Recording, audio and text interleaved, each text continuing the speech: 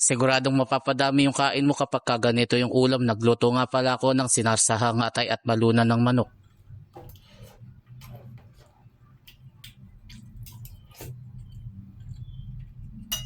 Galing ako ng Alabang Market at bumili ako ng mayo ulam. Nakabili ako ng atay at balunan na kalahating kilo. Sinamahan ko na rin ng carrots, kamote at saka ako bumili ng kamatis. Yun kasi yung gagamitin natin para sa ating sinarsahan na atay at balunan. Heto naman carrots at saka itong kamote, pinrito ko na muna para malinamnam yung sauce at saka hindi madaling mapanis kung sakaling mayroong matira.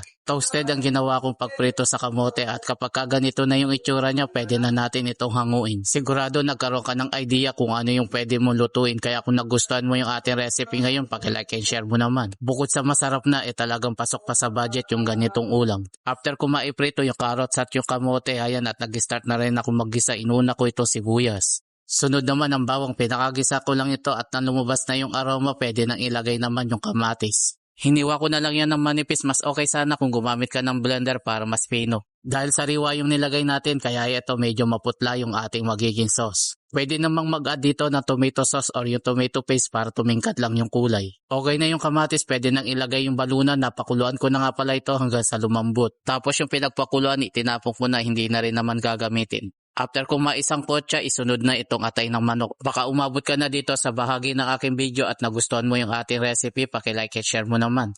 Diretso lang sa paghalo at pagkatapos pwede nang timplahan ito ng powder na paminta. Damihan natin at ng malasa at isunod na rin itong soy sauce. Tinansya ko na lang yung dami at wala tayong eksaktong sukat. At ipinagpatuloy ko ulit yung paghalo, hintayin lang na manuot yung mainlagay na pampalasa. Baka umabot ka na dito sa bahagi ng aking video, paki-comment mo naman kung tagasan ka para malaman ko kung saan lugar ako napapanood. Kapag ka okay na, pwede nang maglagay ng tubig, yung saktong dami lang. At saka natin ito pakukuluan ng husto para mawala yung asim ng kamatis.